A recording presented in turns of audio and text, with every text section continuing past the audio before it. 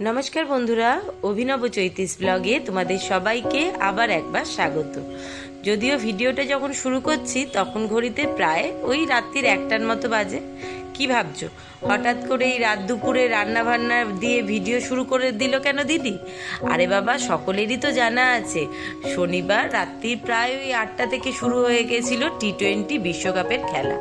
আর সেই খেলাটা শুরু হওয়া থেকেই শুরু হয়েছিল আমাদের সকলেরই, মোটামুটি সমস্ত ভারতবাসীর প্রাণে মনে মারাত্মক একটা উত্তেজনা।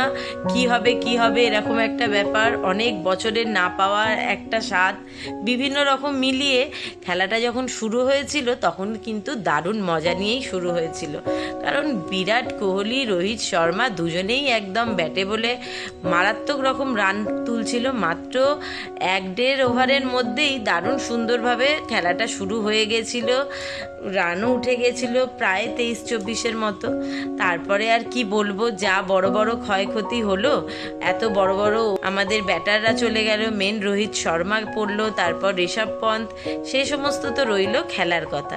এবার এই খেলা নিয়ে টান টান উত্তেজনা, কি হবে কি হবে, তারই মধ্যে দাদার নাইট ডিউটি, সকলেরই জানা প্রায় 2 মাসের ওপর হয়ে গেল দাদা নাইট ডিউটি বেরোচ্ছে শনিবার। সেই সব মিলিয়ে সন্ধে থেকে রান্না কাজ গুছিয়ে, সন্ধে না দুপুর বিকেলের মধ্যেই রান্না কাজ গুছিয়ে সব কমপ্লিট করে রেখে দিয়েছিলাম যে একদম 8টা বাজলেই খেলাটা দেখতে বসবো। আর সেরকমই কাজ, কিন্তু খেলাটা যখন আস্তে আস্তে মোড়টা ঘুরতে শুরু করলো, কি হবে কি হবে এই একটা চাপা উত্তেজনা।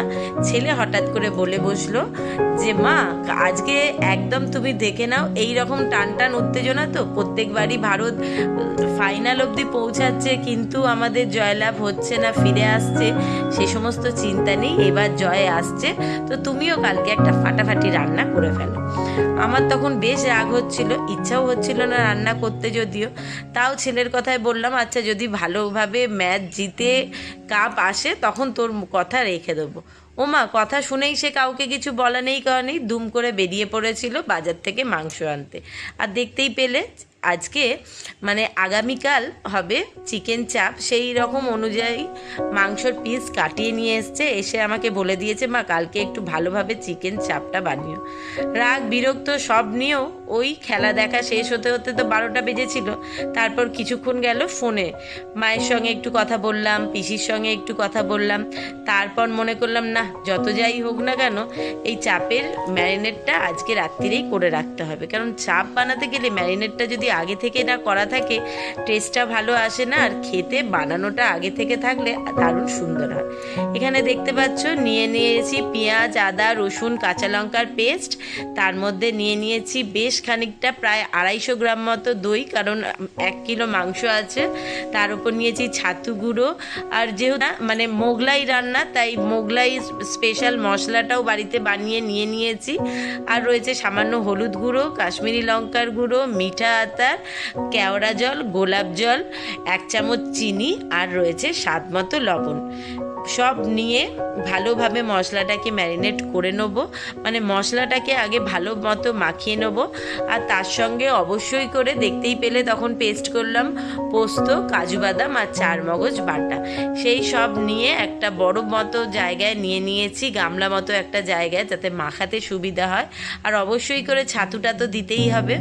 সব দিয়ে ভালোভাবে মিশিয়ে নিচ্ছি। এই মশলাটা ভালোভাবে মিশিয়ে নিয়ে মাংসটা এর মধ্যে দিয়ে ভালো মতো মাংসটার সঙ্গে মশলাটাকে মাখিয়ে ঢাকা চাপা দিয়ে ওভারনাইটের জন্য ফ্রিজে রেখে দেবো। তারপর আগামীকাল সকাল থেকে শুরু হবে রান্না বান্নার তোড়জোড়, কারণ মশলা রেডি করে ম্যারিনেটটা করতে করতে প্রায় ঘড়িতে এখন 1:30টার কাটা ছুঁয়ে গেছে, আর চোখে ঘুমও একদম ঢুলুঢুলু। রিকও যদিও আমার অপেক্ষায় বসে রয়েছে, শোয়নি। চলো ঝটপট এটাকে রেডি করে ফ্রিজে ঢুকি।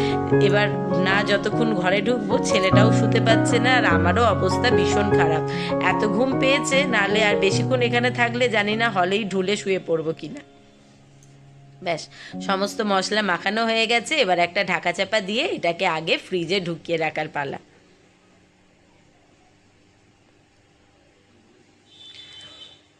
রবিবার সকালটা শুরু হয়েছে দারুণ সুন্দর বলবো না খুব বাজে বলবো জানি না, কিন্তু একটি মেঘাচ্ছন্ন মেঘলা একটা দিন দিয়ে। যদিও গত কয়েকদিন ধরেই বেশ মেঘাচ্ছন্ন অবস্থাতেই যাচ্ছে, সেই সঙ্গে চলছে বৃষ্টিও। গত বুধ বৃহস্পতিবার দিন থেকেই শুরু হয়েছে, সারাক্ষণই আকাশে মেঘলা হয়ে থাকছে আর যখন তখন বৃষ্টি নেমে পড়ছে। যদিও এত অত্যাচার এত অপমান করা হয়েছে যে এবার লজ্জার চোটে সে রোদ কমিয়ে মেঘলাতে আসতে বাধ্য হয়েছে আর কি। আর বুঝতেই পারছো, রবিবার সকালে রবিবার রান্না বান্নার কাজ শুরু করে দিয়েছি। যদিও দাদা আজকে এসছে বেশ লেটে, তখন ঘড়িতে প্রায় 6:30 মতো বাজে। আর যেমন হয় আর কি, রবিবারের সকাল, ছুটির দিন, অনেক রাত্রে শুয়েছি, দাদাও এসছে 6:30। তখন মনে করলাম এত তাড়াতাড়ি উঠে কি হবে, একটুখানি যাই 1 ঘন্টার জন্য শুয়ে নিই, 7:30 করে উঠে সব কাজ গুছিয়ে করে ফেলবো।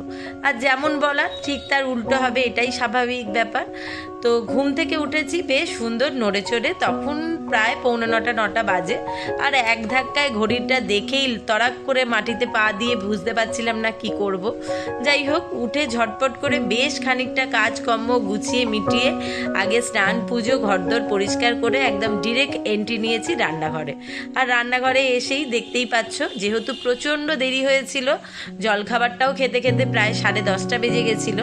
তো দাদা বলেছিল আজকে যখন চাপের ব্যবস্থা করেছো তখন তুমি শুধু চাপটাই বানিয়ে নাও, ভাত কিছু করতে হবে না। দোকান থেকে বরং আজকে একটু মটন বিরিয়ানি কিনে আনবো, চাপের সঙ্গে জাস্ট দুপুরবেলা জমে যাবে।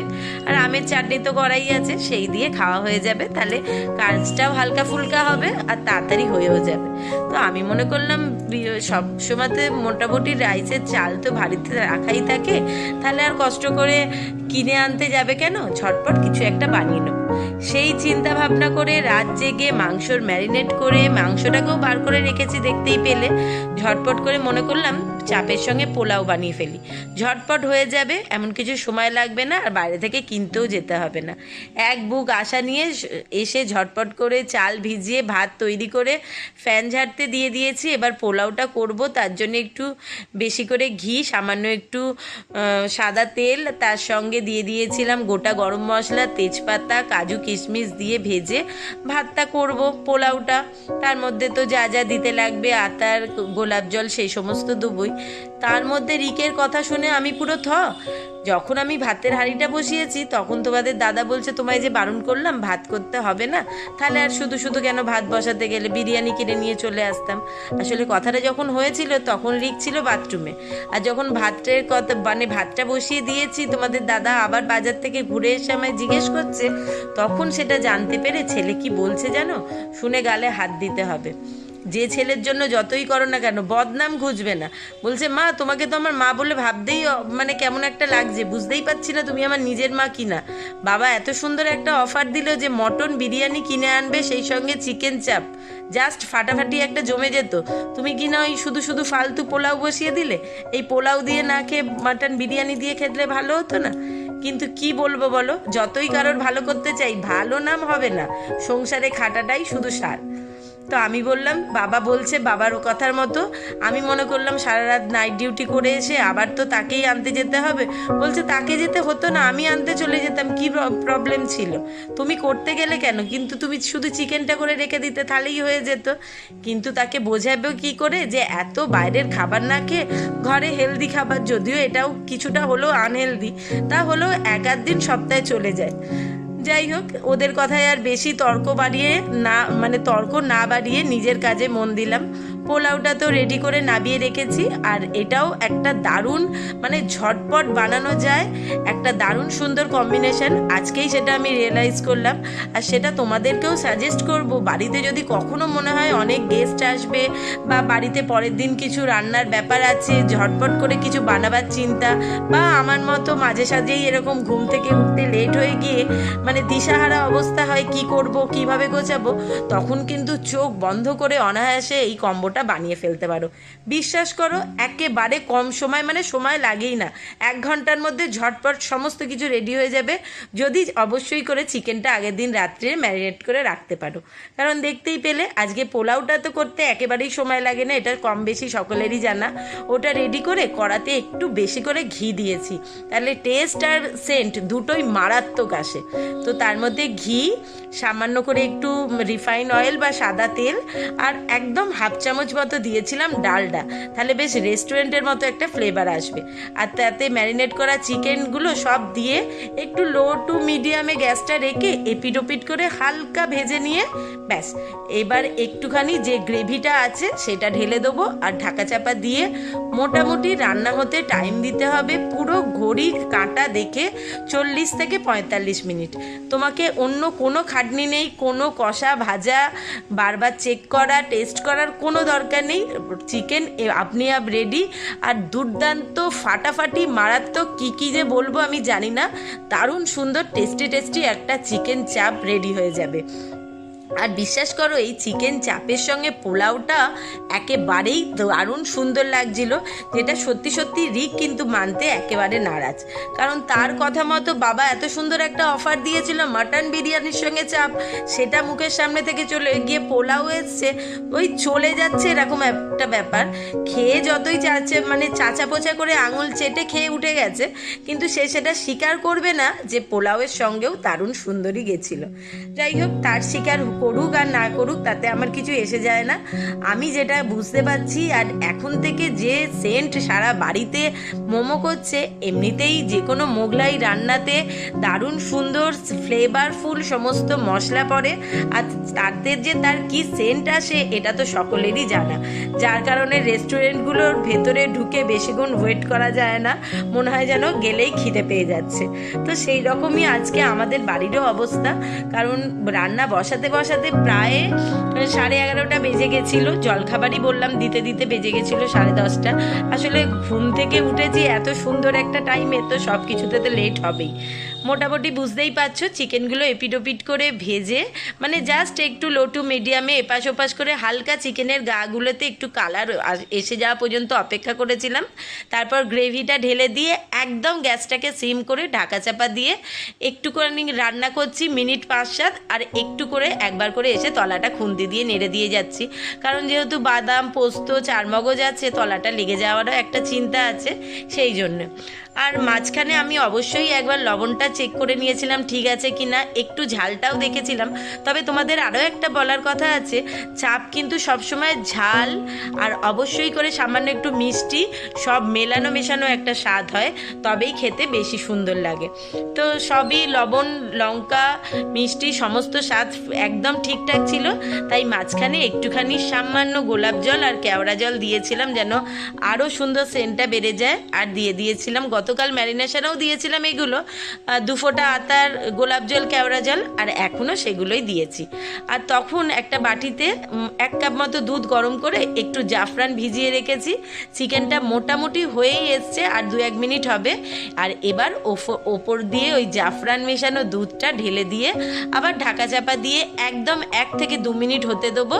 দিয়ে ওই অবস্থাতেই ঢাকা দিয়ে মিনিট 5 থেকে 10 বা হাতে সময় থাকলে তার বেশিও রাখা যেতে পারে, ঢাকা দিয়ে একটু রেস্টে রাখলেই দারুণ সুন্দর ফাটাফাটি মারাত্মক টেস্টি একটা চাপ রেডি। আর তার সঙ্গে তো দেখিয়েই দিলাম কম্বোতে একদম ঝটপট বানানো যাবে, যে কোনো লোক আসলে চটজলদি খাবার পরিবেশন করবার জন্য ফার্স্টের পাতে যে কোনো একটা ফিশ ফ্রাই বা যে কোনো একটা ফ্রাইয়ের আইটেমের সঙ্গে এই চাপ আর পোলাওয়ের কম্বোটা কিন্তু দারুণ সুন্দর হবে।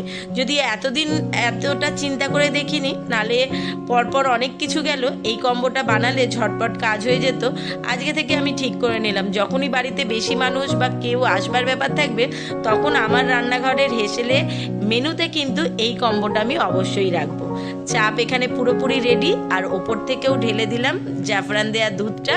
এবার ঢাকা চাপা দিয়ে যেমন বললাম 10-15 মিনিট রেখে গরম গরম খাবার পরিবেশন করব। তো চলো আজকের ভিডিওটা এখানেই শেষ করছি। ভিডিওটা কেমন লাগলো সেটা কিন্তু অবশ্যই জানাতে ভুলো না কমেন্ট বক্সে কমেন্ট করে। তোমরা কে কোথা থেকে আমার ভ্লগগুলো দেখো সেটাও কিন্তু অবশ্যই মেনশন করো। ভালো লাগলে লাইক করো, বন্ধুবান্ধবের সঙ্গে শেয়ার করো। যারা ইউটিউব থেকে দেখছো তারা চ্যানেলটাকে সাবস্ক্রাইব করে দিও, পাশে থাকা বেল বাটনটাকে অল করে দিও। আর যারা ফেসবুক থেকে দেখছো তারা পেজটা ফলো করো। কি দারুণ চাপের কালারটা এসছে দেখো। চলো আজকের ভিডিওটা এখানেই শেষ করলাম, টাটা।